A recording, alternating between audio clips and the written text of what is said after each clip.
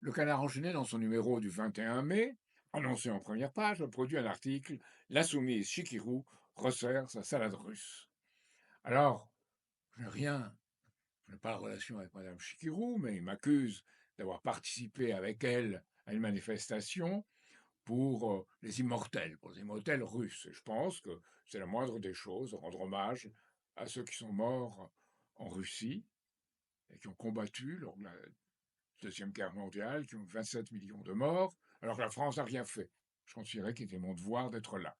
Alors on me traite dans cet article de, je le lis, hein, Jacques Cheminade, le parti complotiste et éternel candidat à l'élection présidentielle. Et ben, je vous dis, je ne suis pas candidat à l'élection présidentielle et je ne suis pas du tout complotiste. Je vois la réalité avec des yeux qui sont ceux qui jugent que la situation est très grave après ce qui se passe en Ukraine et qu'on ait attaqué les objectifs stratégiques de la Russie, pas simplement ceux pour la guerre en Ukraine, ceux pour un conflit mondial.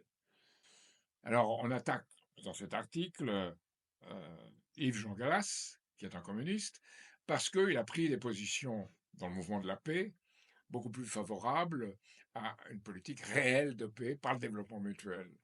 J'ai été avec lui lors d'un voyage en Chine, je puis mesurer l'honnêteté de la personne qui est visée, parce qu'on veut éliminer toute opposition, où qu'elle soit, où qu'elle se trouve, à la politique de guerre.